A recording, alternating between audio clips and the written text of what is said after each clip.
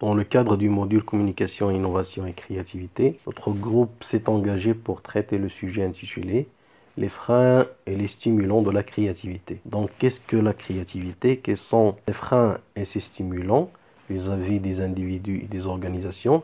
Et comment la favoriser, surtout en organisation? Selon Albrecht, la créativité est un processus mental par lequel un individu ou un groupe placé dans une situation donnée élabore un produit nouveau ou une solution originale adaptée aux craintes et aux finalités de la situation.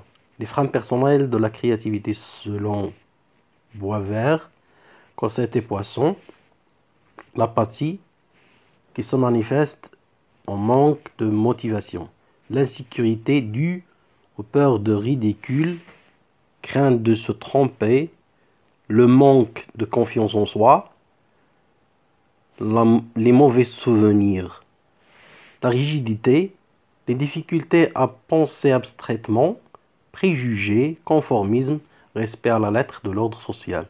Autre obstacle personnel, la connaissance, l'habitude de la rationalisation, recherche de la bonne réponse. Au contraire des freins, les stimulants de la créativité des individus sont relatifs aux facteurs psychologiques, l'intelligence, les facteurs de personnalité, l'imagination, le rêve, l'inconscient, l'intérêt, les valeurs, la personnalité.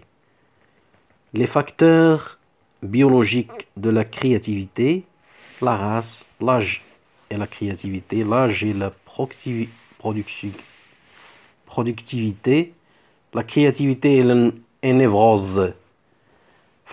Les facteurs sociologiques de la créativité, familiaux, religieux, économiques et culturels. Passons ensuite à l'échelle des organisations. Selon Jaoui 1979, les freins organisationnels de la créativité sont 1. Emprise de la tradition. 2. Emprise de la logique et du raisonnable. 3. Emprise de l'éducation. Et 4.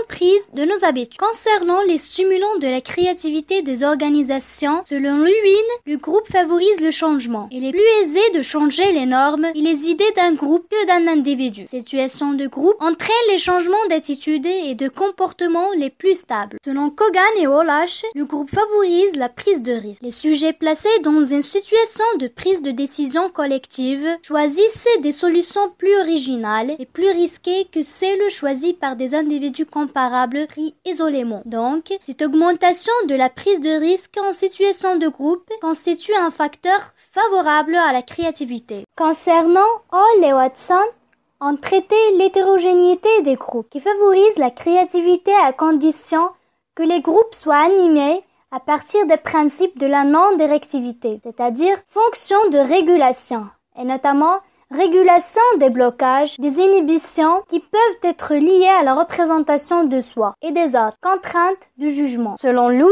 Lippitt et White, le style de leadership influe sur la performance du groupe. Alors, dans les situations où l'objectif est la créativité ou la prééminence de l'aspect qualitatif des solutions, c'est l'animation ou le commandement de ce type démocratique, semi ou non directif, qui est le plus performant. Le développement de la créativité d'un groupe suppose qu'une notion d'autorité ou de chef soit substituée à une notion d'animateur de groupe ou de régulateur du groupe. Concernant Moscovici, ce dernier a traité l'influence des minorités actives. L'existence d'une minorité dans un groupe est un élément favorable à l'innovation, car il permet de dépasser les normes et les habitudes du groupe. Il apporte des idées nouvelles, différentes. Moscovici et Lage montrent que l'influence de la minorité est beaucoup plus forte dans le contexte où l'objectif est la recherche de l'originalité que dans les contextes de recherche d'objectivité. Et pour stimuler la créativité dans les organisations, des techniques sont requises, à savoir les techniques du brainstorming. 1. Le brainstorming classique. 2. La méthode 6-3-5. 3. La méthode Delphi. Dans ce qui suit, nous allons présenter les 3 techniques de stimulation de la créativité. Le brainstorming classique, c'est la technique de collecte d'idées la plus connue. Guidée par un modérateur, les participants développent en même temps des solutions à un problème donné. Le modérateur inscrit les idées sur un tableau tableau à feuillet mobile ou un tableau blanc. Selon la tâche, une telle phase d'illumination dure en moyenne entre 20 et 60 minutes, parfois même plus. Elle se termine lorsque les participants sont à court d'idées ou que le problème semble avoir été traité de manière exhaustive. Le modérateur peut, lorsque cette saturation se produit, proposer une courte pause pour ensuite demander 3 à 5 autres idées avant de clore définitivement la séance de recensement d'idées. La courte pause agit alors comme une seconde courte phase d'incubation, pendant laquelle le cerveau traite les informations de la session précédente, remue-ménage, brainstorming, et trouve éventuellement d'autres liens, associations. La méthode 6-3-5. Cette technique est similaire à celle des cartes en circulation, tout en systématisant plus l'association des propres idées avec celles des autres et en mettant délibérément les participants sous la pression du temps. À cette fin, un modérateur est requis pour faire respecter les contraintes de temps. La méthode est destinée à 6 participants et en plusieurs étapes consigne à chaque fois 3 idées en un laps de temps de 5 minutes, d'où le nom. Chaque participant reçoit une feuille de papier sur laquelle est imprimé un tableau avec 18 cases, 3 cases à l'horizontale et 6 cases à la verticale.